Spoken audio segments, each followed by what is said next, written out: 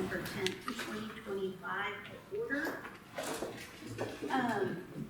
I appreciate everybody taking the time to come out tonight. I know the Planning Commission and EDA and Board of Appeals got very late notice on this, but was thinking about it Friday night and thought this might be a good thing for y'all to be here for.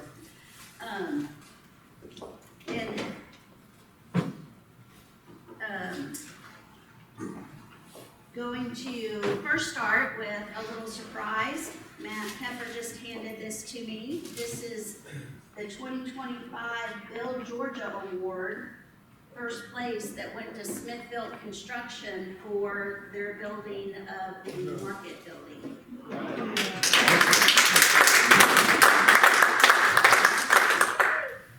So this is the second award that we've received for, actually the third, for the Grove, right? Because we got one from Atlanta Business Chronicle, and then we've gotten the Metro Atlanta Redevelopment Summit Award. Can we say that? Pass it around. Sure.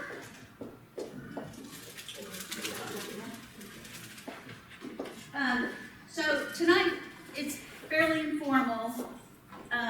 So if you haven't eaten, feel free to grab something. If you need to get up and refresh your drink, feel free to do that. But tonight, the plan is to talk about a little bit of not just town center, but how we got here.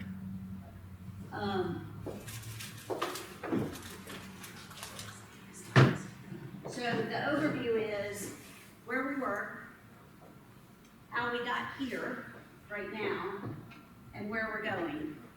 And then we're going to start touching on some best practices for development, and namely for suburban urban development, which is what we've been working on here in the city. There are a lot of resources out there, and so we're going to touch on a little bit of that. But really what we're trying to do is set the stage for the council's retreat in February, where we need to start looking at the vision that we have right now and the vision that we've been working from, and then assess where we are, and then determine if we're still on the right track, still on the right path. Do we need to make some adjustments and course corrections and things like that? So what I want to do in advance of that in February is kind of walk you through history and the things that have happened to get us to where we are. And then again, looking at some best practices.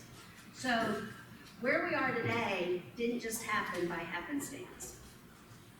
You know, it's a result of a lot of factors. It's a result of planning, community input, public and private investment, and following best practices from things that we've learned over the last probably 25 years.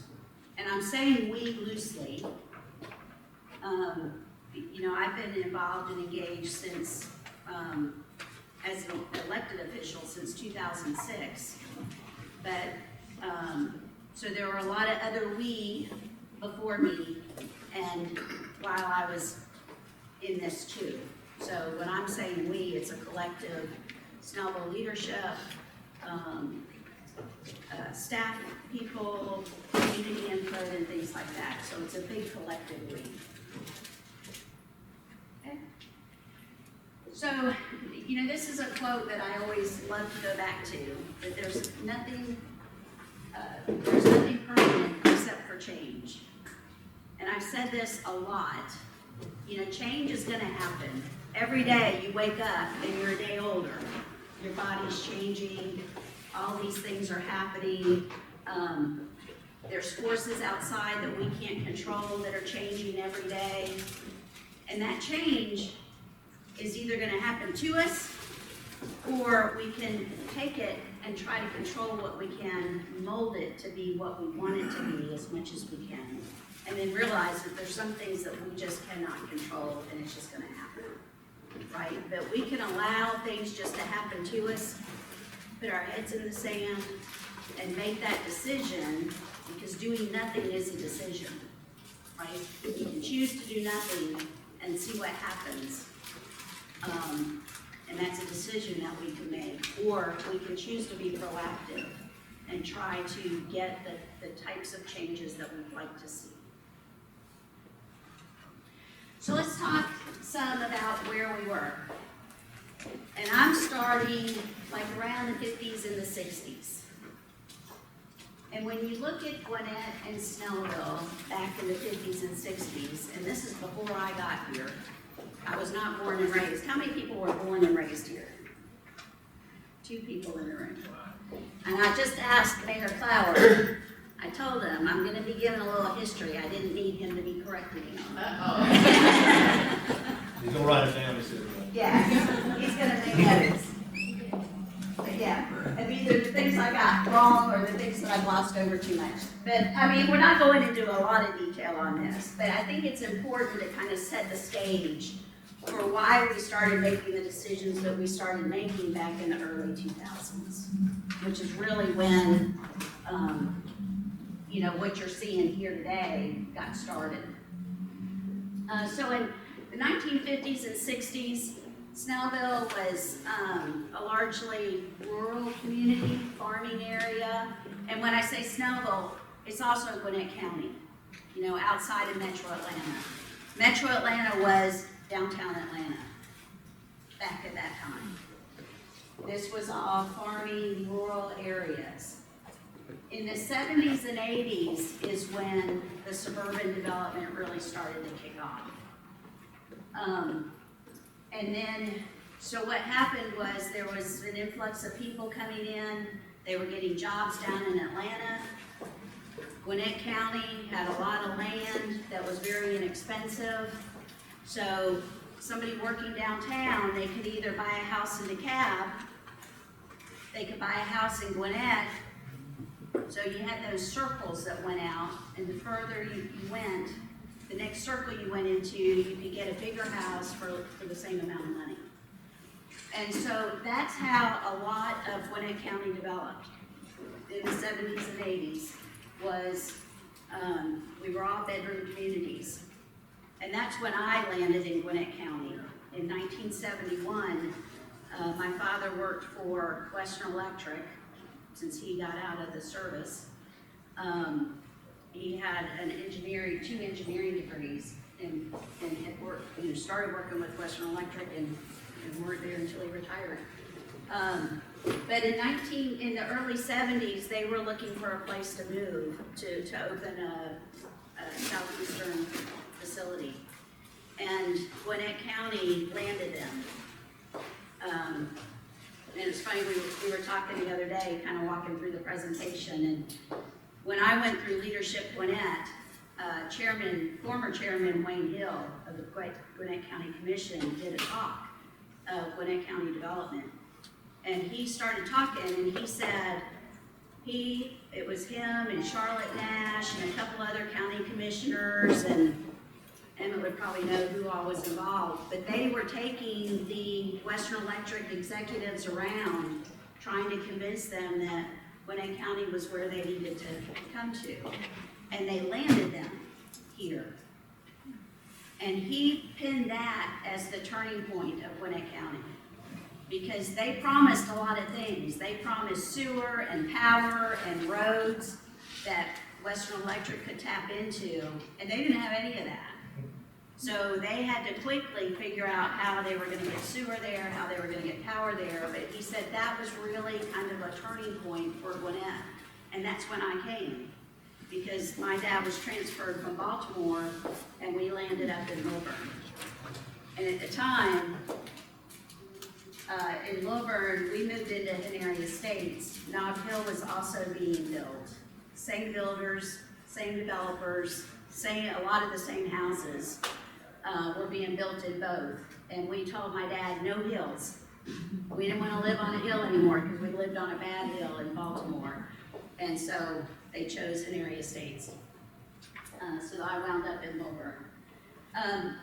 So what you saw in the 70s and 80s, the development model was sprawl. It was single-family subdivisions, larger lots, usually one way in, one way out type subdivisions.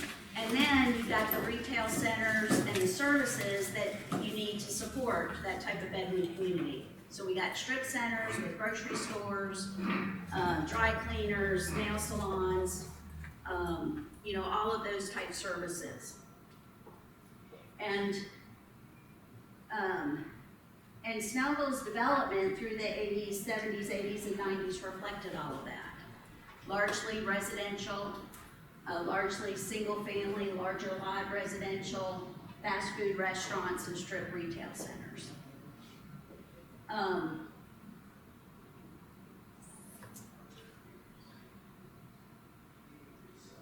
Then when we started getting into the mid-90s is when Eastside Hospital was built.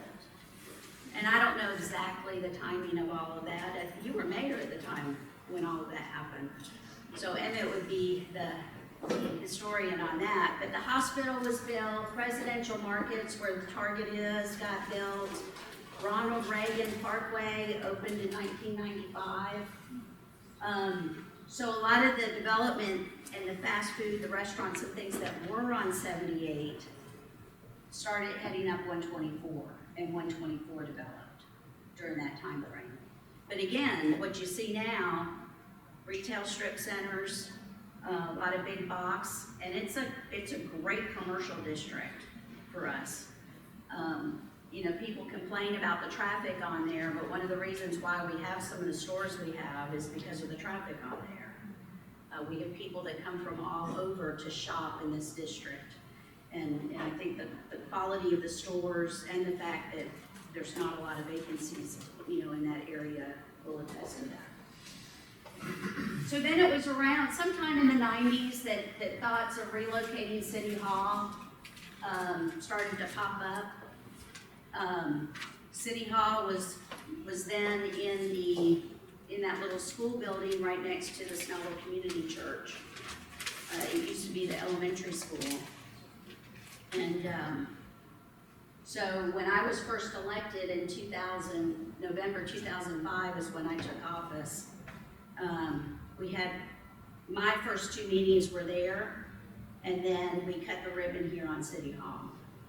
So it was one of those deals, I didn't have one thing to do with this City Hall, but I got to be in the ribbon cutting picture, just by virtue of being elected then. So in 2002 is when the Snellville United Methodist Church, the property that we're sitting on was a retail strip center. The Kroger had moved out and it moved up to 124, is the one sitting up there now. And this shopping center was largely vacant,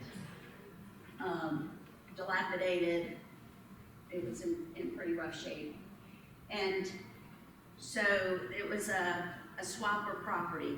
The Methodist Church bought this property, and then they did a land swap with the city. And the Methodist Church took over that school building for their facilities. And then Snellville moved forward with building the City Hall. And there were some other steps that came into that too. Oak Road, for those who haven't been here long enough, Oak Road didn't curve around and come out where Henry Clower is. Oak Road came out between the bank. Church, in front of the church. Right in front of the church. So there was a strip retail center out where the town green was. And then Oak Road came out between that and the bank, wasn't it? Yep.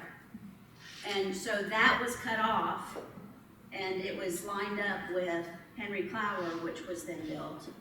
Or built before. It was already built. It was already built. So Henry Clower got built. So they realigned the road, City Hall and the Senior Center got built. And then we were left with the retail strip center still sitting out in the front. Then in 2003, there was a developer that started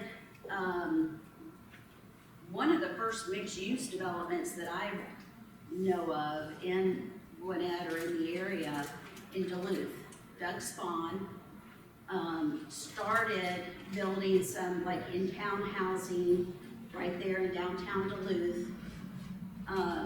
And, you know, it was interesting, the comments and the thoughts of it at the time, because Duluth had not redeveloped. So Duluth was still the old furniture store right there on the railroad tracks, a lot of old buildings that I think of antique shop and things like that. And then they were building this new kind of cool housing, downtown housing there.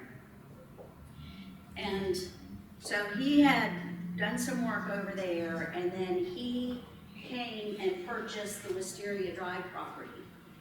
They were, I believe it was 2 homes. Briscoe, was it 2 homes on Wisteria? Buchanan's and Briscoe's. So it was 2 homes there, and he bought those, and then also bought a corner now where the, kind of the market building and the first 2-story or 3-story building there on the corner at Flower Street. So that was some acreage, and then the Wisteria Drive property.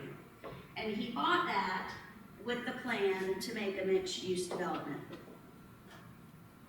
And with that,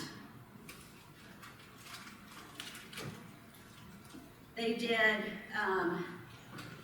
the city received funding from Atlanta Regional Commission, and they had what they call a Livable Centers Initiative, because they were supporting cities, suburban communities, to become a little more of a live, work, play communities. So a livable center is where all that comes from, and that's where we get LCI.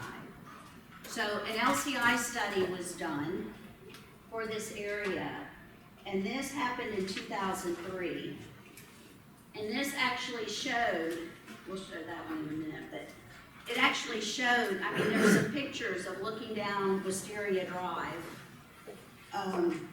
with the way it looked, and then with in-town buildings built along it, and then coming in and adding the street trees and the street lights and all of that.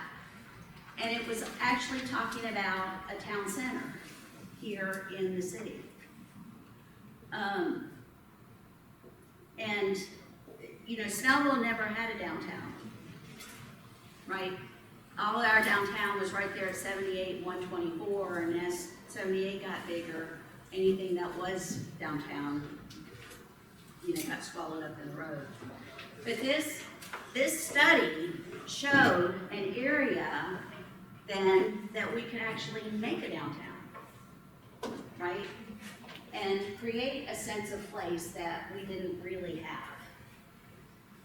So that study was done, and it created that first town center plan. And this is what it looked like. So to orient you, City Hall was here, and would have been in construction then, wouldn't it? 2003, so City Hall was in construction or about to be in construction. That's sitting here. You see the road that got realigned here. Wisteria Drive. There's the acreage there in that phase mixed use development 1 in that color, and I probably have a pointer here. This and this property was the original property that was built. And then they already had it laid out for a phase 2 development and phase 3 development. This is that little strip center that was out in front, and this is, this is the bank. This is the strip center, and this is Heritage Village. Okay?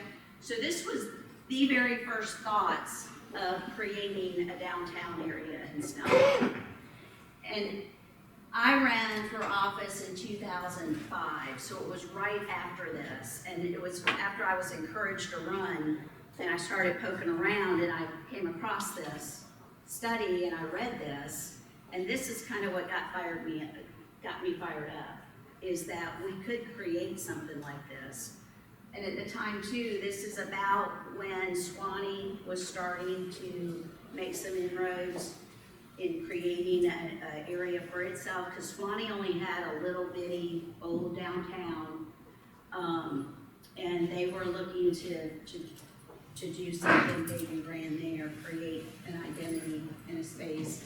Duluth was starting to make some inroads. I'm not even sure Lawrenceville was doing too much at this time. Yeah, even Mossberg was. Okay, so Emory, he built that condos over in Lawrenceville, right off the square, that he eventually lost in the downturn. But this was kind of the first semblance of a downtown plan. Are those roundabouts? Yes. Didn't you talk about roundabouts? Yeah, look at that. Who knew? Who would have thought? Who would have thought, right? So this is that plan. I'm gonna send over. Brian and I were mixing up slides this afternoon, so I have to remember where we were. Okay, so that brings us up to, we did the Oak Grove realignment. City Hall was finished in 2005, right after this plan took place. There was a first concert that was held, the first concert on the green. We did it right outside here on this lawn, because remember that building was still out there. We did it out here. We called Georgia State University and found a quartet, jazz quartet of students, and they came out for $200 and just played for a couple of hours. And everybody came out with their tables and chairs, and I mean, it was fun. Very small, but it was fun. So a little funny story. When we were gonna do it the next time, we were planning it for the next year. We were all set to go, and somebody from upstairs said, "Oh no, you can't do it. They booked a wedding for this room." And there was no way we could do that concert out there.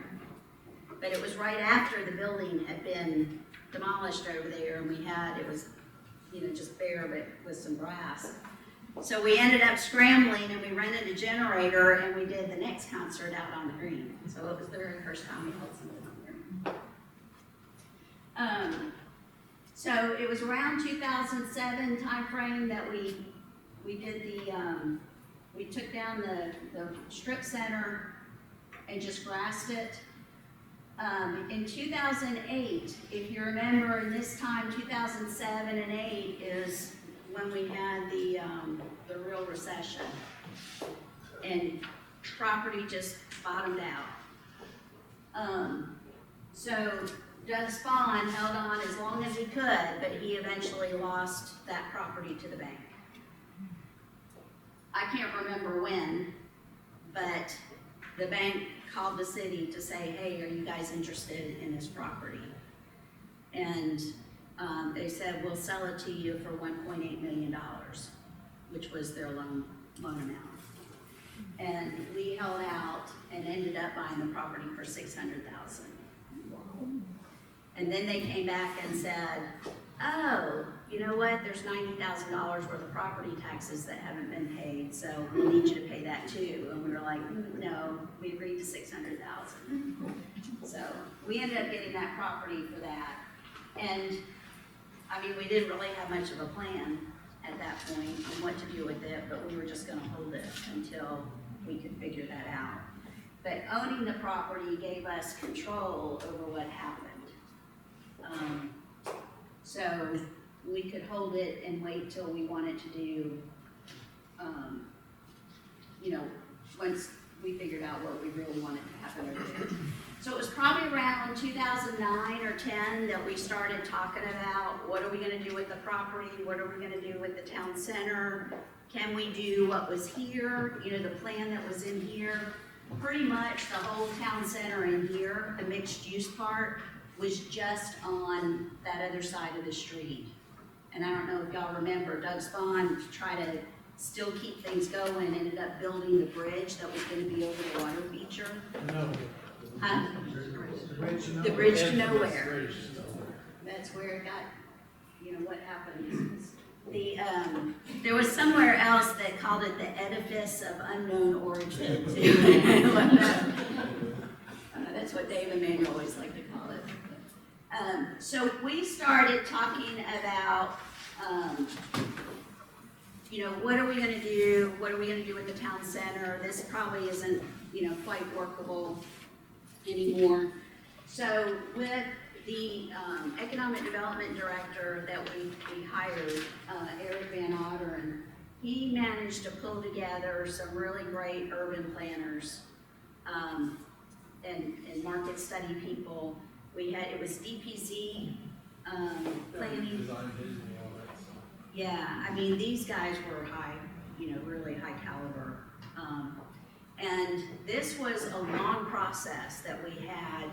There were a couple of vacant places in the Heritage Village Shopping Center, and Eric was able to get them to let us use that space, and the planners all holed up in there, and we had, I know I was over there quite a bit, stopping in and out. A lot of the public was coming in and out. Every time they had maps and drawings they'd be put up, people could come in and make comments. They did a lot of different presentations. They did studies on the road networks, traffic patterns. We had market study, we had land use, all of that. And what came out of that plan was the town center vision, which is this. And this, I don't have my little book, I think. Jason, I hope you still have my book. You have my little book for the town center? Yes, I do. This is the plan that came out of that. And you'll see, this plan included the divergent left turn lane because that was already decided by the Georgia DOT. So we had them plan, help us figure out what we're gonna do around this intersection. We broadened the area, so that first plan really only kind of contained in here. But when they were looking at it, this is to get you oriented here. This is 78, this is 124. City Hall is sitting right here with the senior center. This is about where the bank would be, somewhere right in here. This is the Provino Shopping Center. This area out here is Snellville Oak Shopping Center, the old Walmart. That's been vacant forever and ever. So this is the first neighborhood, Old Hickory. This is the Wisteria Drive property here. So what they did was reimagined this whole area. This is Henry Flower. So all of this area in front, so this is the Snellville Community Church. The Renaissance Bank is right in here. This area over here is, coming up to 78. This is Knollwood. Mount Hill's back over here. So this is the New London place where, what is that, Hot Buys Furniture or something, and Lincoln Field Station's down there. And that's the McDonald's there. So the area was broadened, so the scope was broadened, and a lot of this, if you think about it, this is where the old Kmart, which is at home in Ollie's now, that was Kmart when it was first built back in the 80s, I think, 85 maybe. And that Kmart was built because it was being moved out of New London, so they built over here instead. But a lot of this area was shopping centers that had already reached their lifespan. They were already getting the B and C level stores in there, or they were vacant. I think at the time this took place, the Walmart was already vacant. And that sat for so long, it sat for a long time because Walmart still had like a 10-year lease. And they kept paying their lease because they didn't want anything else to move in there. So we were kind of stuck with a vacant Walmart. So this is the town center plan really that we've been working from since 2011. And we've made the inroads over here, over in the Grove. And with North Side coming here on this side. And things are gonna start happening to take us out into this area. But our idea was that most of the growth, the denser growth, would stay in this downtown area so that we could keep any other growth that's coming into the city, more in keeping with what we've already have here in Snellville. So that's where we are, and this is the plan that we've essentially been working from.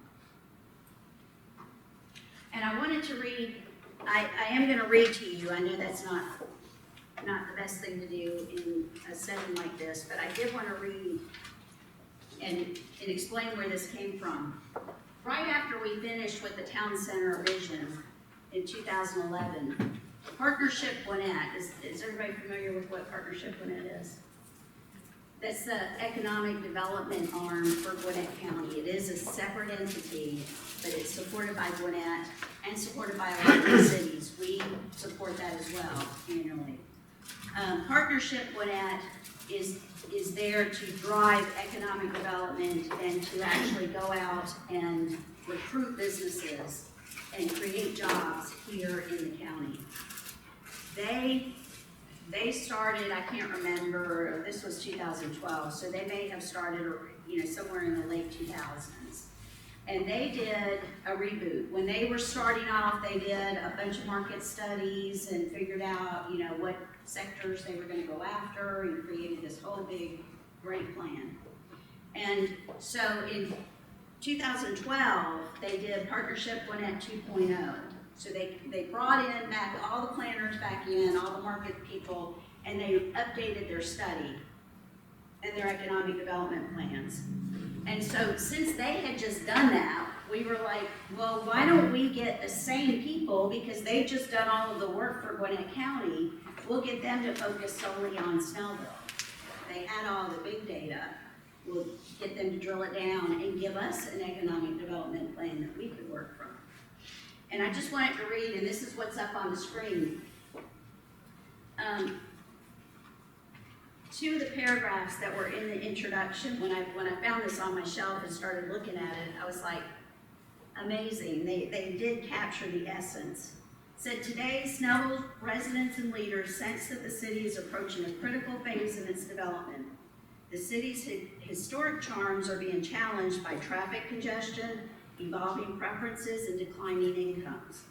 Its main commercial corridors are also its main access points into the broader metro market, and commute times have become some of the worst in the region, contributing to a sense of isolation in Snellville.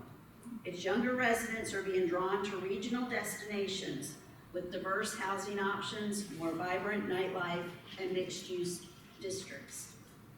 The tension between the impulse to preserve the DNA that made Snellville attractive to begin with and the impulse to adapt to evolving preferences and changing realities have left many in Snellville without a clear vision for what the city can become. Input respondents were unwavering in their dedication to a prosperous Snellville, but had difficulty articulating exactly how it could be realized. Moreover, some worried that political dysfunction would preclude proactive, visionary solutions to Snellville's greatest challenges. Yet, city leadership has made attempts to harness a consensus vision. The town center process garnered vast public input and produced a master plan envisioning a mixed-use, walkable district in the heart of Snellville. While the difficult development environment has left unanswered questions about timing and ownership of the vision for the town's center, the process worked toward a consensus vision for Snellville's built environment. I just thought that was really insightful for what, where we were and what we're started working towards. So that was the market study and economic development to try to help us figure out where our economic sectors were and what we should be working towards.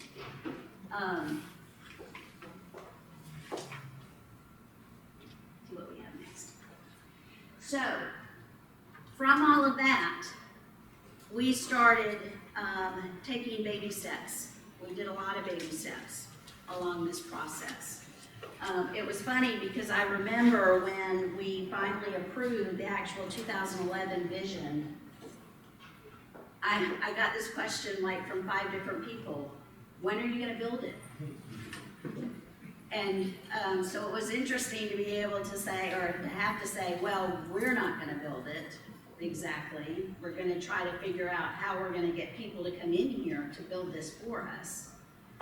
But the interesting thing about having the plan and having that longer term vision is that when things come up and you have to make a decision on something you weren't really expecting, it gives you a how do we put this into what this is gonna look like 10 years from now, or what the city's gonna grow into 10 years from now, so that you make the right decision now. Because what I've learned through planning classes that I've gone to, development classes that I've gone to, if you build a neighborhood, you can expect it to be there for 150 years. A commercial building, probably around 50 years. So the decisions you're making today on zoning and buildings being built, we're gonna have them for a while. So you gotta really think about not only what does it look like today, but where are we going in the future, right? And how is this gonna fit in with the future? Because the really frustrating part of being involved in this kind of planning and visioning is that everything doesn't go in a linear fashion. You know, you don't start this and we built the grove, and it's not gonna happen that all of these properties right around it are gonna come in for redevelopment, you know, all in order. We're gonna get something that's like way over there, way before we're ready to look at that area, or way over here, or this one little oddball place. And they're gonna come in at all different times, and probably not how we would have chosen for them to come in, but this is the way the world works. So it's easier when you've got that longer term vision, so you can kind of figure out how things are gonna fit in the future. Because I'll give you a case in point. One of the first buildings that got built, and this was way before I was on council, was that 3-story building, I still call it the Manston building, where the dental building is. And I remember when that got built, a good friend of mine she was just complaining. This was way before I was ever involved in government. But she was complaining, they built that 3-story building, it sticks out like a sore thumb, it's such an eyesore, why did they do that? It was the very first multi-story building in downtown, and it was the only multi-story building in downtown for a long time. And there were a lot of people scratching their heads on why did they let that happen. But you look now, and it fits right in, right? So it was just like one of the first. But this is the way the development happens. So it was somewhere around 2014, 2015 that we started some conversations with the developer for the downtown area, and we had decided kind of in that square where the Grove is built now. But we did a lot of things in that time frame. And one of the things that I always point to is Eric, the Economic Development Director, was able to pull together with the Council for Quality Growth, which I know you guys just heard about. I know Norman's been to a couple of the meetings, the Gwinnett meetings. But the Council for Quality Growth is a group of developers and engineers and all sorts of people that are interested in growth policies and supporting good development. And Eric was able to get them to pull together a lunch for us. And we went downtown to their offices, and they had this long table of developers, financiers, construction people. I don't know why these people even agreed to come out and spend lunch with us, but they did. I was kind of astounded at that.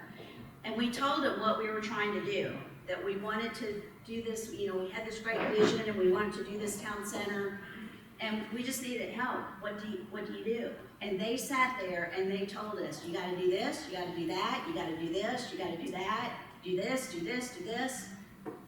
And we came away from that meeting, and that's exactly what we did.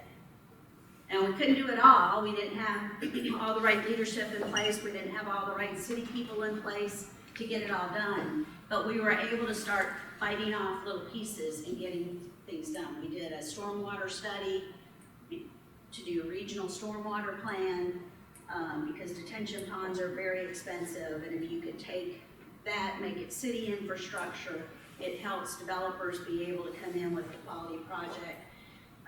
We did all sorts of studies like that, so that we kind of knew what we needed to do, started getting funding in place, and then when we had the right dynamics, we started buying the property.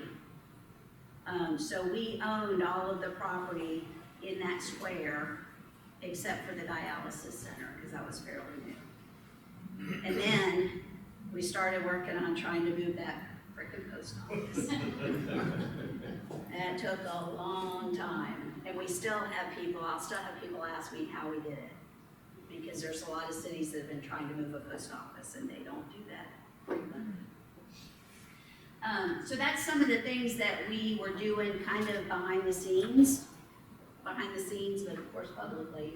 But those were things that we were doing to get us to the point where we could really engage with some developers to figure out what we could do downtown. We went on a few field trips with some planners. So we started talking with developers around 2014, 15. Out of this LCI study,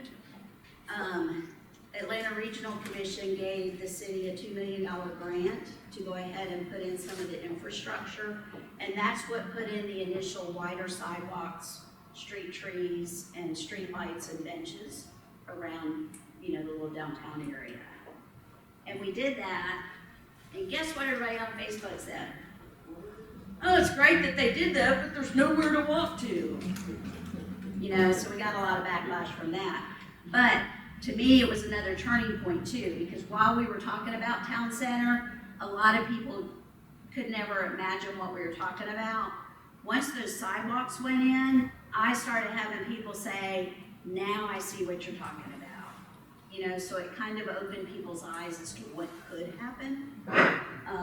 So I think that was a really good win for us. It took forever to get this project done, but we did.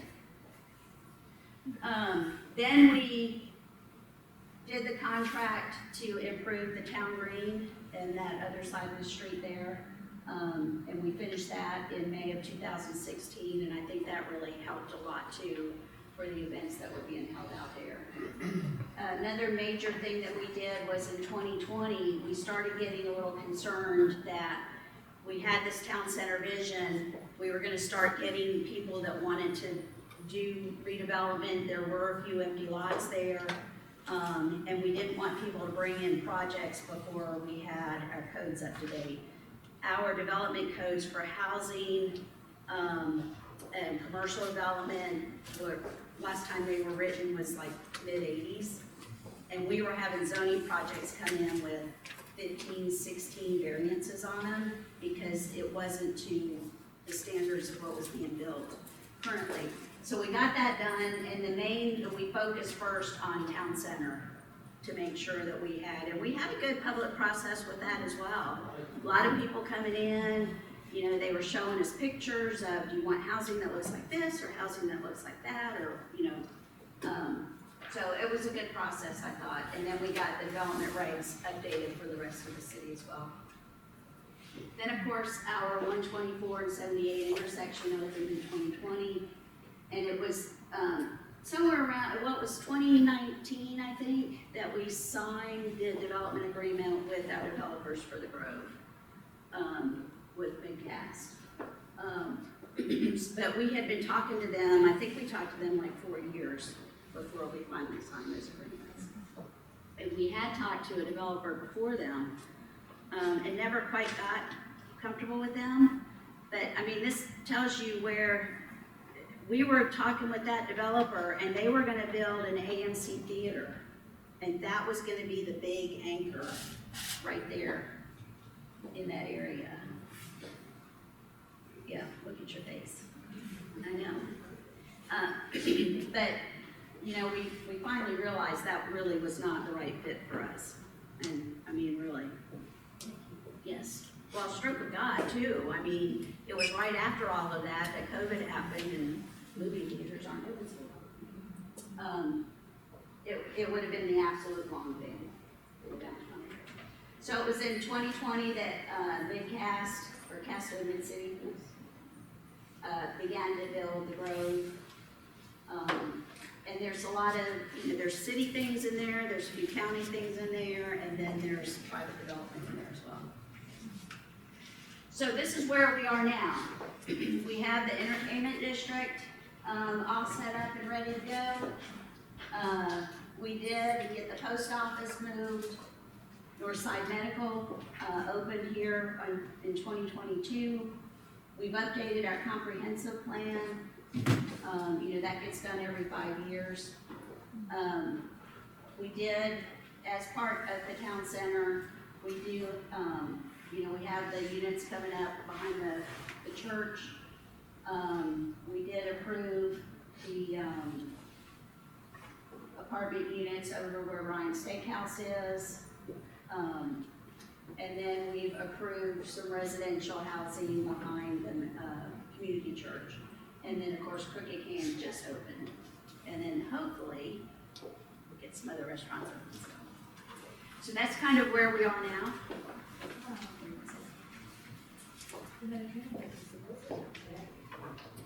Lucy was saying last week about Hopefully.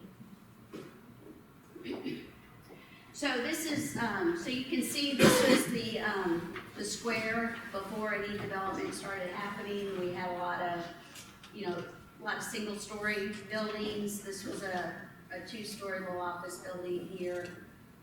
There were two very old houses here. One was the Antique Center, the other the Ray's house there. The funeral home that moved in Northside owns that property, and I don't think they're really planning on doing too much with that at this point. But then this is our finished product here for the road development. This slide, I think, gives you a good sense of where the city's got investment. In these dark green spots is public investment. The orange, all the little orange spots around here are infrastructure improvements that are in the town center. This is the Greenway Trail back in here. That'll be expanded, and then this Greenway Trail comes on out this way and now also goes down to Briscoe Park. So you have an easy pathway from the town center to Briscoe Park. And then you can also see where the private development is. The city now owns these properties here on this corner. This is the post office, and that is, that's public, but that's owned by the U.S. Postal Service. So that just gives you a good kind of idea of where we are. We do have a lot of heavy investments in here. We've got the parking deck. We own all of the improvements here at the Grove, the actual little park area. And there's a lot of prime opportunity now for a lot more private development to come in. In my view, going forward, this is me speaking, not the city. In my view, going forward, we're about done with things that the city will be doing. We've done all of this to spur more private development in this area. And it's needed. A lot of the stuff that's here is very old and underutilized for the downtown area. So, the other thing that I wanted to just touch on before we leave tonight is just going through some of the principles of urban development. And I did want to make this point too, because the question might be in your head, well, why do all of this? Why are we even trying to make this more urban development? Back when I was, in the mid-2000s, I just remember a lot of our time on the city council was spent trying to figure out how to keep another used car lot from opening on Highway 78. this is the development, this was the economic growth that we were seeing for used car lots on 78. You know, we had some nice development up 124, but in all of the rest of the city, everything that was trying to get here was used car lots.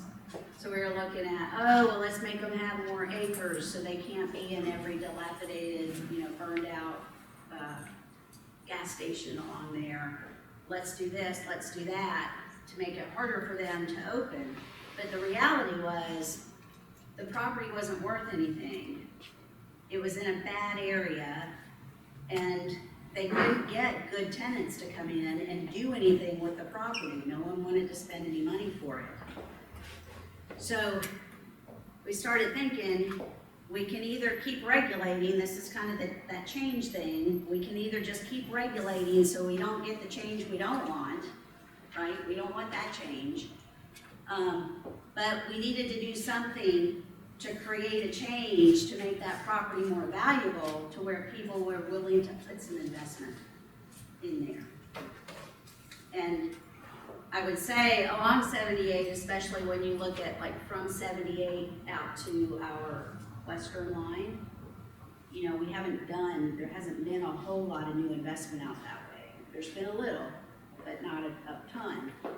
But the key to getting that growth and development going that way is our downtown. Because when we start here, we'll have that ripple effect. We'll have good developers that want to come in and be a part of what we've got going on down here right now. And we've seen it. It's happening. A lot of developers that are coming to Snellville and that we've been talking to or that are submitting plans, a lot of them are good quality developers that are going to build good quality projects.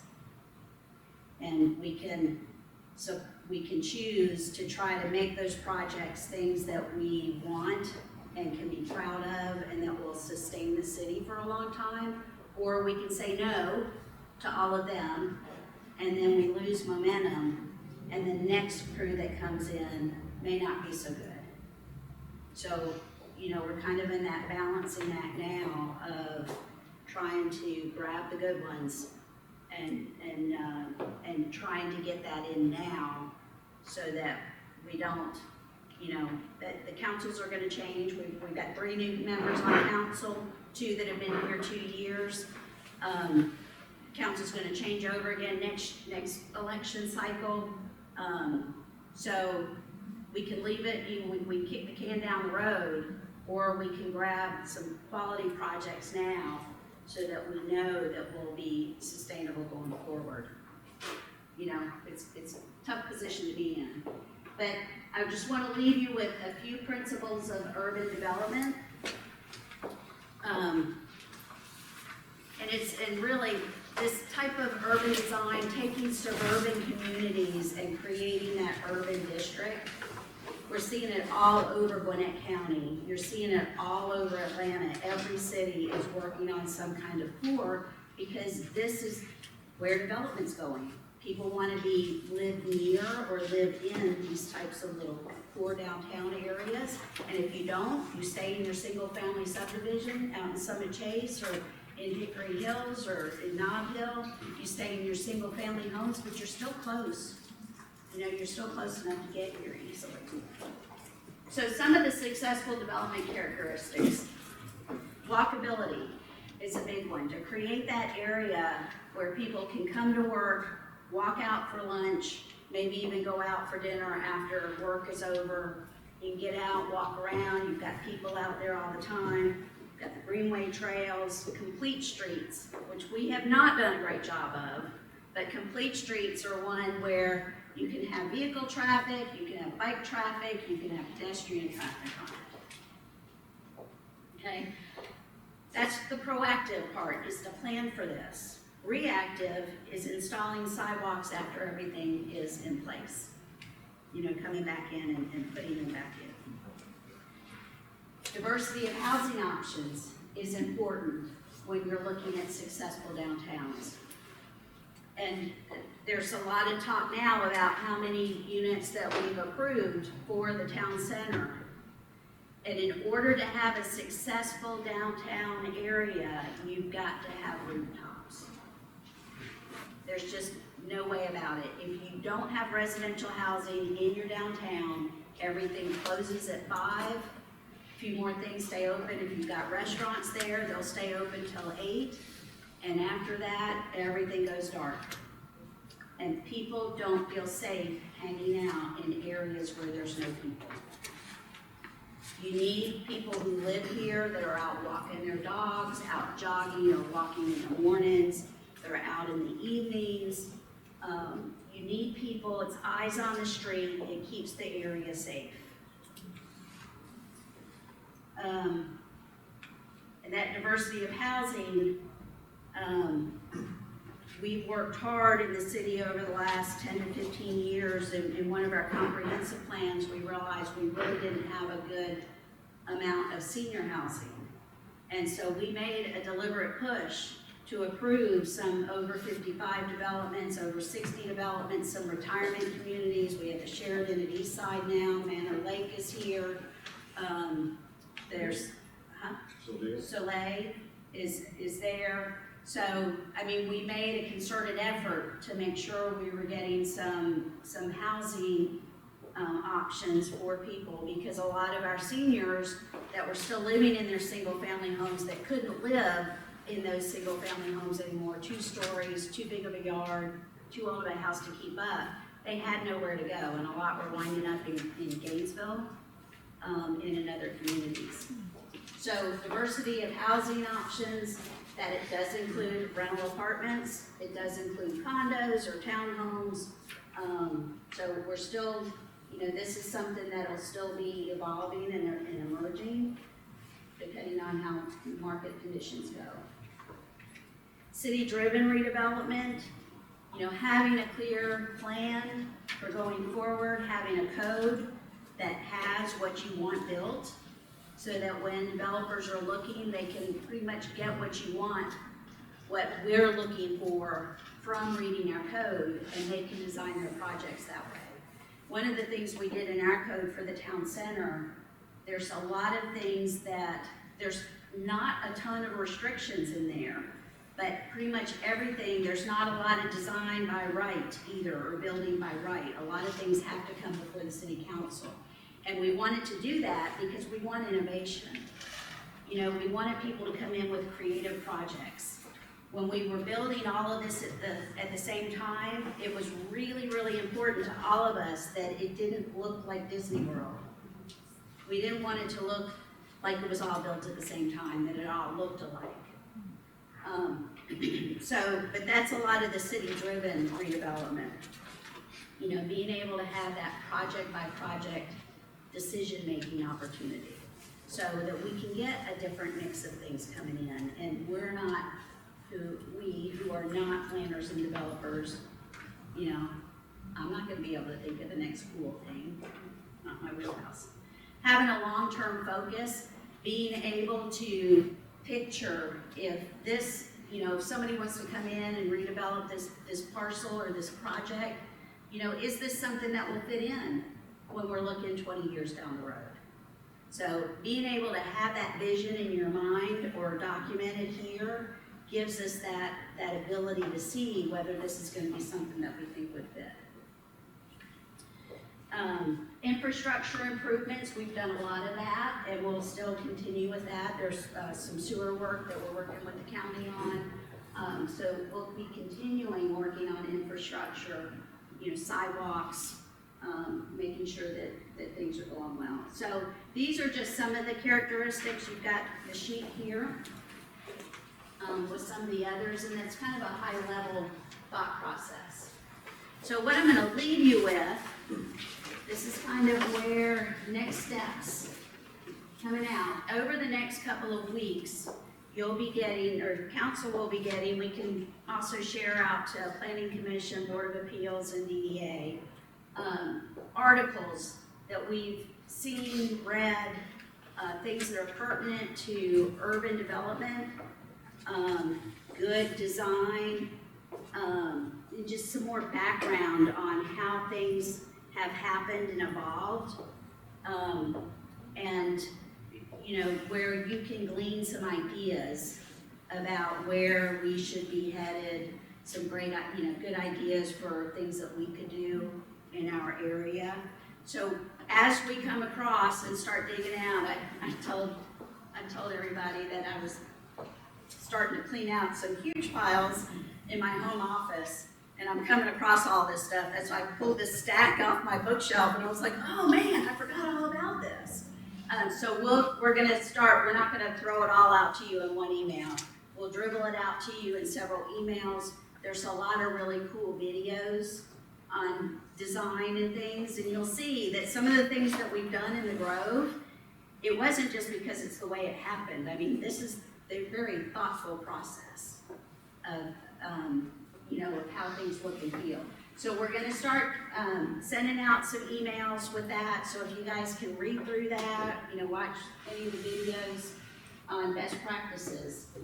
We'll have continued council discussion, and again, we're kind of setting that stage for us taking that town center vision that we've been working from, evaluating where we are right now, what we've gotten done, and then where we see the opportunities for in the next 2 to 5 years and beyond. And then do we need to kind of tweak it? You don't make a plan and it stays your plan. You gotta let that evolve and go with what the market's doing now, what what leadership wants, what the public wants at this point. And then the rest of that is just over the next 2 months, as you're in different areas, if you go to Alpharetta, if you go to Duluth, if you're in Lawrenceville, notice what looks good to you. What kinds of things do you like? Why do you think you like it? What looks cool? And bring that back, take some pictures, make some notes, and then we can talk through that, and is that something that we can bring back and model? In city government, well, probably in all of government, we do our R&D, which is rip off and duplicate. If you see something you like somewhere, you don't have to recreate the wheel, let's just steal it and bring it here. We'll make it what we want it to be that suits Snellville. But think about that as you're wandering around and doing things and going places, and really notice where you are and whether it looks good to you or not. Because sometimes it's easy too to see what you don't want. So that'll be the homework for the next month or two. And then council, we've got our retreat coming up in early February.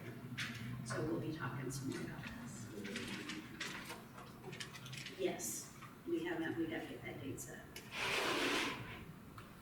All right, so that is, I think, all I had for tonight. Did we end that here, Brian? Yes. So I am done. Happy questions, discussion, anything at this point? With all the things you're doing, thank you for this presentation, it really helps a lot. Question, in all of this planning over the years, was there ever an idea of having an art center or some type of cultural arts affair similar to like Lawrenceville Arts Center? Was that ever an option? So, in the town center plan, this area was kind of, and this is the at-home shopping center. This area was kind of thought to be, this could be like the arts and entertainment district. Now, what would be in there, is wide open. So we didn't have, this vision didn't so much say, we want this, and we want this, we want this. It was more of the land use. This, we were thinking, like in here, that this could potentially be a good, like, corporate headquarters, office-y building area here. So there's just a lot of, like, very loose ideas. But we did have this kind of, like, plan to be like an arts entertainment district. Yeah. Would it be what? Off the table to consider that? No, there's nothing off the table. Yeah. I mean, because when you look at Gwinnett County as a county, and you look at the years to actually do something and bring in, have this near the performance, I think it'd be great to see, like, have a full-fledged stage and a huge, big stage and a small little ballroom. Yeah. The issue with that is, and this is a great discussion to have, not for tonight, and Right. not even necessarily for visioning so much, but with art centers, you've got a huge cost, and it's who's gonna bear it, and the programming will never support it. Because even the Lawrenceville Art Center, that wound up being $63 million. They got $60 million of bonds to build that, and it is not supporting this. The city subsidizes that. Yeah. So, that's the kind of crux of the arts. And then, another thing I would throw out there too is, I know there was one time, that there was talk of doing like I don't know how big it was gonna be, like 2,000 seat arena in the Walmart shopping center. And, you just gotta really kind of look at things like that. And then you gotta look at our neighboring cities too. Would it be a smart thing for us to do to build a theater at the caliber of Aurora Theater, or would it just cannibalize, that? It's close. Do we want to do something that is like gonna take away from something, or do we want to do something a little different that would, support maybe a little bit different dynamic? So those are all things that you kind of got to throw in the mix when you're talking about it. The traffic is bad now, having a bad 2,000 seat arena on Could- Highway 70. Could you imagine? Could you imagine? Yeah, crazy. Anything else? Any other comments? Emmett, do you have a huge list of stuff? I've got it all up. We'll talk later. He's got your grade ready. Tell us how you got the post office. I'll tell you what I'm doing. So that was, I would say, pure grit and determination. We leaned on, it took probably a year just to weave your way in to find somebody that was like in the real estate area.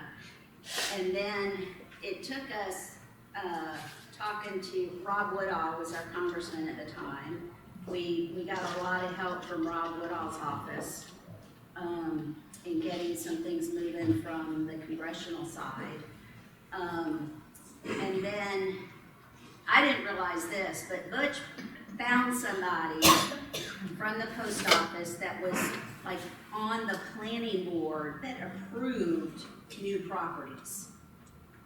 What? And I just heard the other day that he met them on a cruise. There was a teacher named Mr. Cole, and he had a son. His son was way up in the post office. And I think he's still there. He helped get that He done. helped get it done too. He grew up here in West South Gwinnett. Yeah. And he got finished college, but he went to the post office. But he was way high up. Yeah, and I mean, this is the difficulty of working with the post office. One, we had a couple of things going in our favor. That post office used to be the distribution center for this area. And all the mail came in and out, and the building was pretty big. They also owned the property right behind it, so down at the corner of North and Wisteria. They never built on it, but they had it for expansion. So when the Snellville distribution center was built and opened, the distribution went from here down to Snellville. So the only thing this building was doing was retail. The post office boxes and the front desk.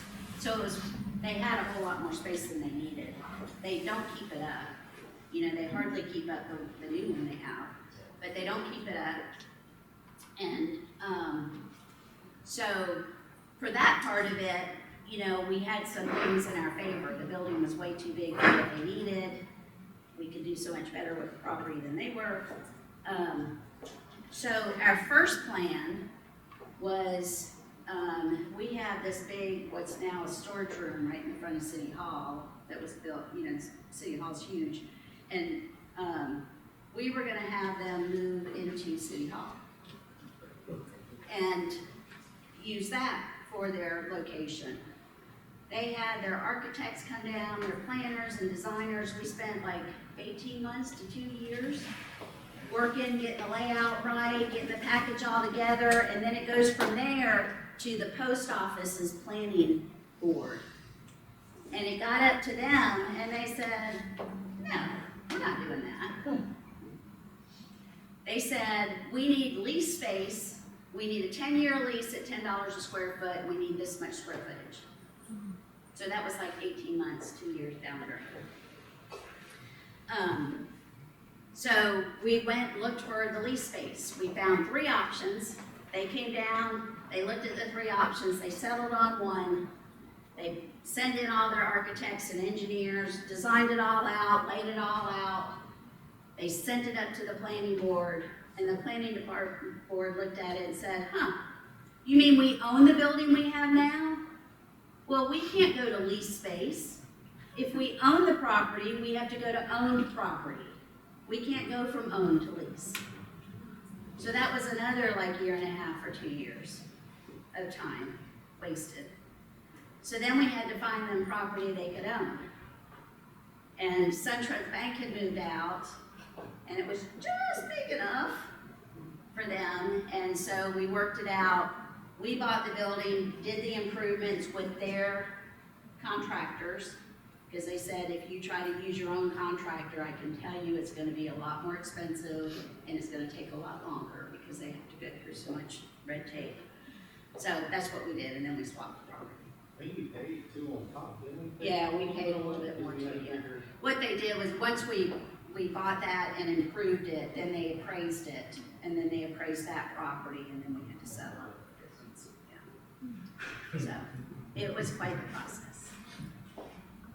Yeah, but we did. I mean, Lawrenceville is begging to get their post office moved. Does anybody ever go to Lawrenceville post office? Horrible. Horrible to get in and out of. Relocation. Old. I know the mayor there, David Still, actually went and condemned it and closed, they padlocked it one day because they had, something was falling down off of it, they deemed it unsafe, and, you know, got the post office's attention real quick. So you can't close this, and I just did. But they've been trying for a long time to try to get that one.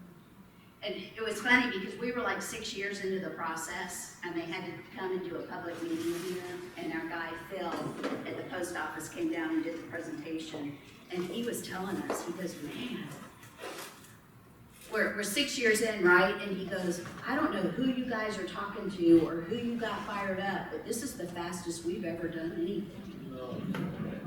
You know, and it was 6 years. Now, Mr. Cole. to their credit, I mean, you know, part of that was too, whichever hurricane took out Houston happened during the time we were talking. So it's like, that put everything on hold when you're dealing with real estate because they had like 40 post offices they had to get back up online. And then there was another, I think maybe Hurricane Michael or something went through Florida. So there were a couple of hurricanes there where it's like everything shut down for them for new, and they had to get post offices back up and going. So there was a little of that too. And it takes that long. What did you learn? It's been a long process, right? It takes a long Yeah, time, yeah, right? But as I look back on it now, we talked about it a couple times. We were kind of late to the game, we always said that, but I think we had some advantages too. Can you talk a little bit about discussions maybe you had with other cities and other municipalities who built their downtowns and maybe some mistakes that we avoided from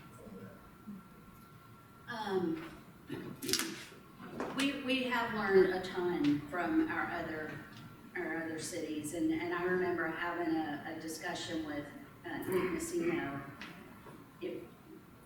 Some of you may not know, Nick Messino was elected mayor in Swanee before all of their stuff. He kind of brought in that idea of building all of that. And he was the youngest mayor of Swanee. I think he was like 30 or, 28 or 30 or something when he was elected. And Swanee did some really incredible things. I mean, they designed this future park plan. And, I mean, you're talking millions of dollars. And they went to the public and they said, we're gonna put a referendum on and we're gonna raise your taxes. So that we can buy bonds, so that we can put in this park space. And everybody approved it.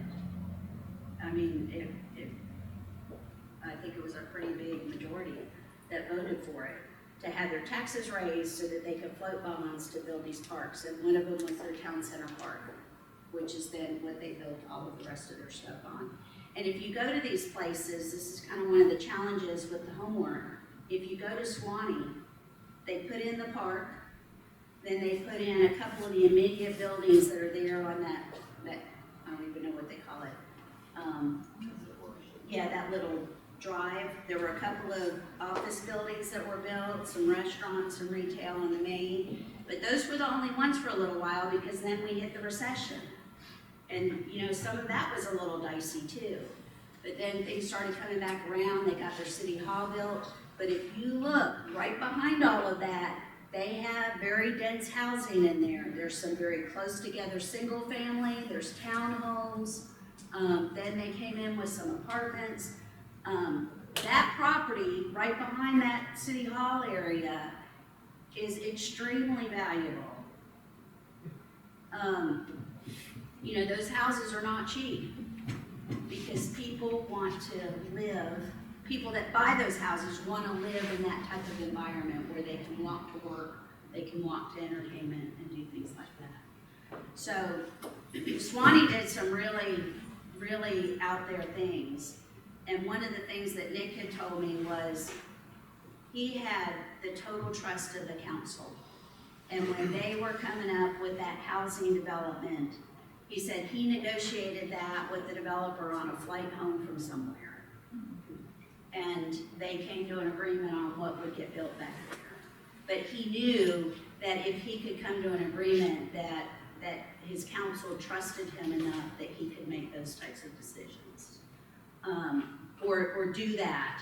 I mean, obviously it still had to go for a vote, but that he had the ability to kind of get to that.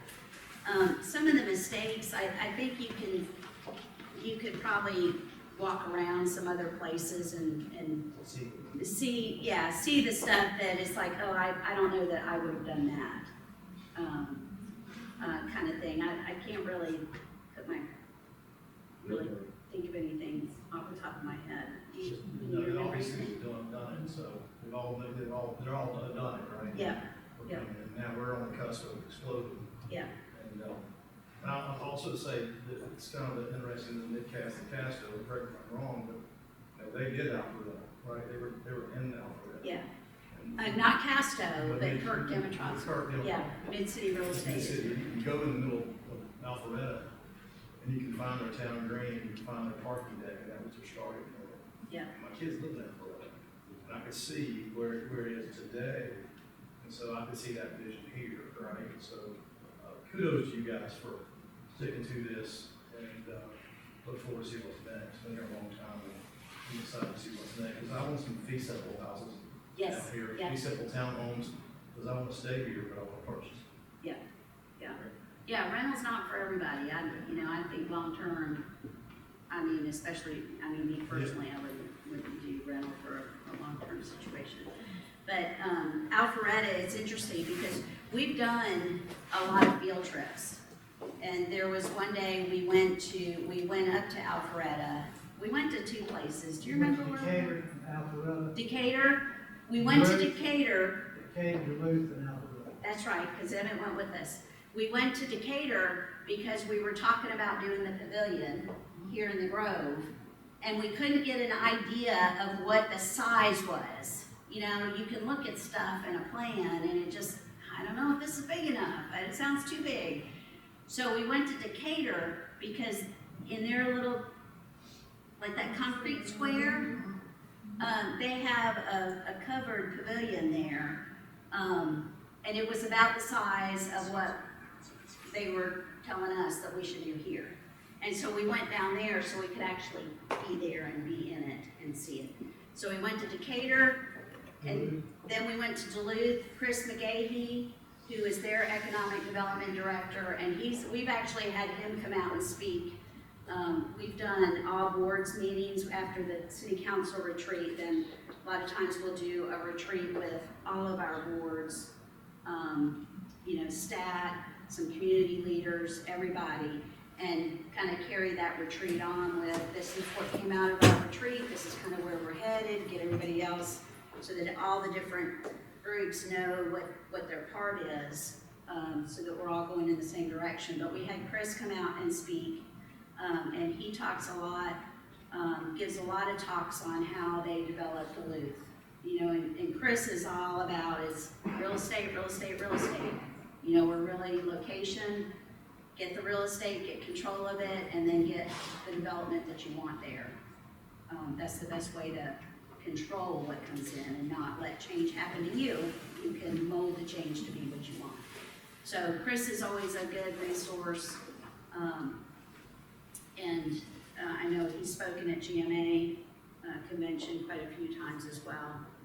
And then we went to Alpharetta, and the assistant city manager spoke with us, and then they had their community person and their economic development person took us around, and we walked up and down and kind of what they did to spur development, because Alpharetta did not look like Alpharetta does now, 15 years ago. Decatur, they always claim they were like everybody thinks that Decatur just kind of popped up out of nowhere, right? Decatur was blighted and in decline for years, and then they started, and it was an uphill battle for them. And it was like a restaurant would open and wouldn't be able to stay long, and it was in and out. Things would open and then they close, and things would open, couldn't get enough traction, close. But they billed themselves as the 25-year overnight success. And that's kind of what we are, the 25-year, we'll see. Yes, we started from scratch, so. We started from scratch, yeah.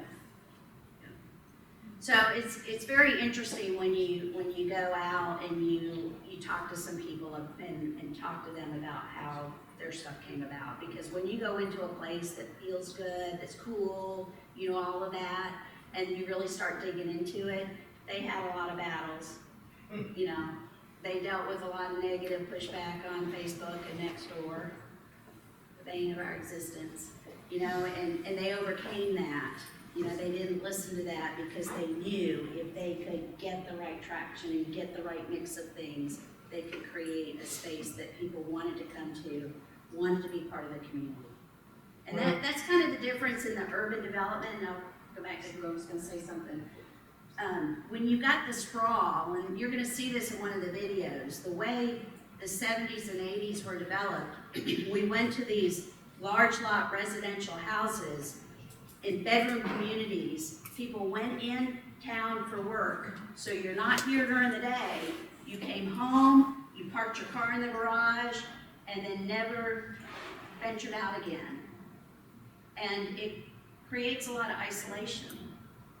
And when you've got this dynamic, walkable area, and people are hanging out, and they're coming out, they're going to the library and sitting outside for a while, you're seeing people's faces and looking in their eyes, and you're meeting them, and it creates that community and those bonds.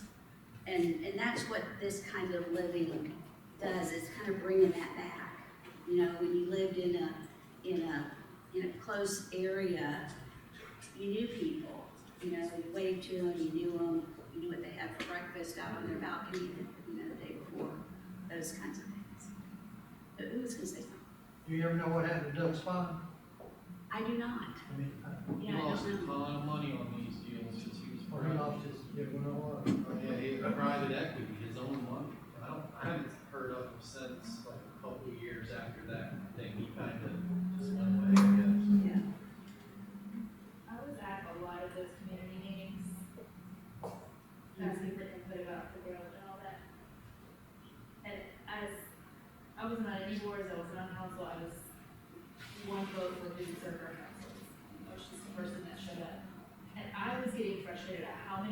saying, Swanee has this, why don't we have that? Why don't we look like Swanee? Because we're not Swanee. Because we don't have that land, we don't have that space, we don't have that money, that's not who we are, we're gonna be Snellville. And 15 years later, it's very nice that I have not heard that in many years. Yeah. Why don't we have what's Swanee? Well, Because we have this. my running joke with Nick Messino is, and even Mayor Jimmy Burnett, he was on council doing a lot of that too, and he's been mayor for a while now. I was like, oh my gosh, if I hear one more person say, why can't we be like Swanee, I'm just gonna, you know.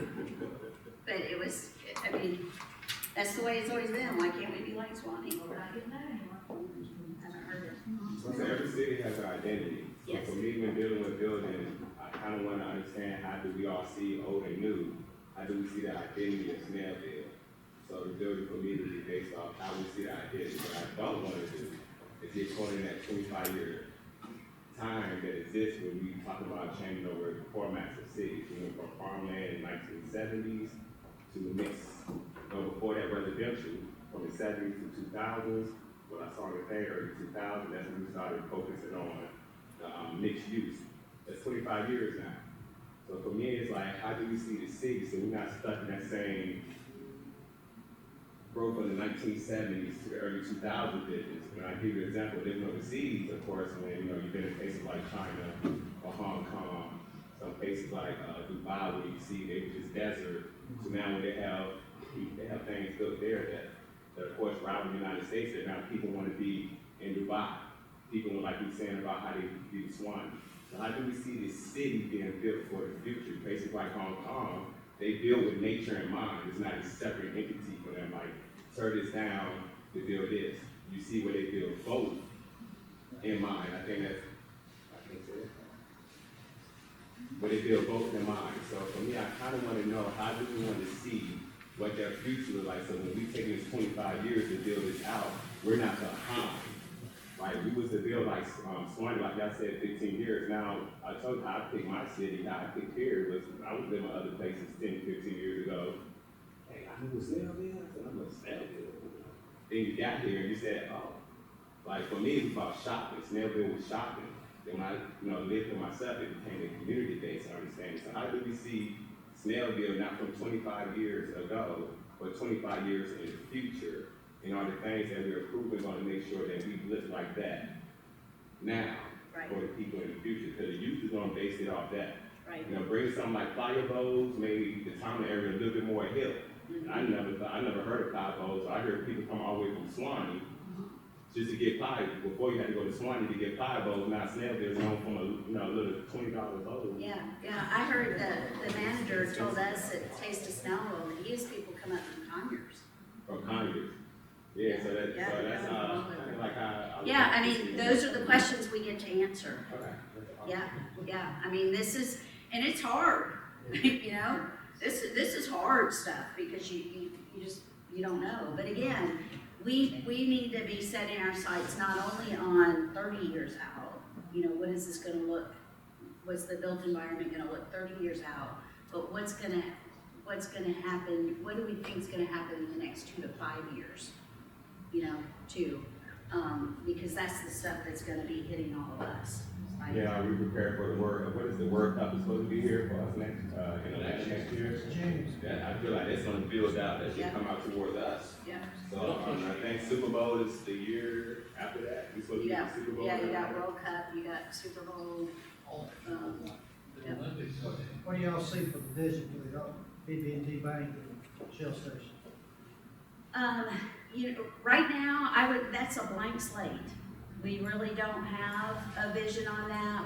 What our plan is, that we'll get maybe a couple of very loose concept plans about what could go there, and then to do some public meetings and allow, of course, this was the plan of the council before. We'll have to talk about what our plan's gonna be coming out of the retreat, but, How much land is there? 6, 8 acres, right? yeah, I I think mean, so. that's a decent piece when you put it all together, with the other stuff we've got too. Like the map she showed, when you put all those together, it makes a pretty nice lot. Yeah, so, but there's, we really have a blank slate there. I have nothing concrete in my head. Talk to my wife. I have a question. bed and breakfast. How does the transit system play a part in this? That will be up to you.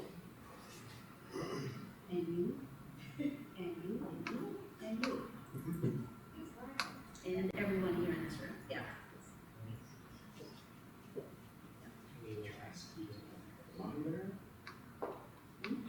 Monorail. What is the latest date that they're talking about the DOT start the widening of 124? Do we know? I We mean, heard how far is it? 2029. So way down. Tell me what it is, it's a lane on each side, it's Sugar, right? Second Yes. phase Sugar Loaf to Ronald Reagan. Yeah. And Ronald Reagan's first. Yeah, they'll do 78 to Ronald Reagan, right? First. Yeah, Ronald first. Reagan, First. or on it. Lane on each And side. then they'll go, yeah, up to, or is it going to Fars? First phase going to Fars. They told us Ronald And Reagan. then it'll go from there to Sugarloaf. Massive right lane you gotta collect too. Well, and they're actually gonna start, Sugarloaf, they're doing the divergent left turns in Sugarloaf, and they're doing that a lot sooner. They're gonna go ahead and get that, huh? 124 in Sugarloaf. They're gonna do a divergent left turn, there. Explain that to us. It'll be like I'm coming this, from- where you, I'm coming into town, make sure I know what's going on. I don't know exactly, I haven't seen the picture of it. They And told us, I'm they sure told we us can that they do would it. do that at Ronald Reagan At also. Ronald Reagan as well, yeah. It'll be in, I think, 2 of the directions. There'll be the stacking lanes. Now, one thing, when we were talking with Louis Cooksey, he was the director of Gwinnett DOT. Now he's up in administration, and Edgardo is the director there in the DOT. But Louis did say, we were talking about some of the issues that we have here at this one. And Louis said, well, he thinks that they finally realized that you can't take a normal, everyday occurrence out of an intersection. Meaning, when you're coming north on 124 and they eliminated the left and right turns at 78 was a huge mistake. Because, A lot you of know, wrecks. huh? A lot of wrecks. Well, a lot of wrecks Some people. people been gone for 4 years and come back, and they're coming up 124, I'm gonna go to Loganville. How long have you been driving, Emmett? How many years have you been driving? And how many intersections do you drive up to that you can't make a right or left turn? They've got the little sign blinking, but that doesn't. Yeah. Right, I mean, they Well, can't they put know enough that, but they signs, just got- and they won't, they refuse to put enough signage earlier down 124 so that people are more prepared to turn on Henry Cloud.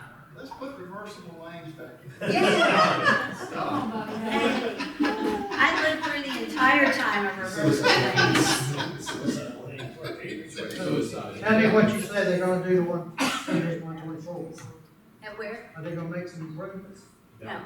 No, They're not gonna improve, but at least Gwinnett County DOT has learned a valuable mistake, lesson. So somebody learned a lesson, that we won't see repeated, because when we met with them, we had great concerns about the turns that they were planning up there, because, you've got emergency vehicles going in and out of the hospital all the time. And so we were a little concerned with how they're gonna get through a, crowded intersection there. Is there gonna be a light at Wisteria at 124? If there is, in their plan, they still have it set up like it is. They are not gonna align Harbor Oaks, and it will just be I don't think there's a light. I think but there's the median there. So yeah, I don't think there's gonna be a light. But with the median, it will definitely change the traffic flow there. All right, well, I think I've kept you all long enough. But I really do appreciate your attention. It was, oh yeah, we'll need a motion. But I just want to thank you all for spending this time, and I hope you found it helpful to kind of know where we were coming from and why we've done some of the things that we did. And Great job, thank you.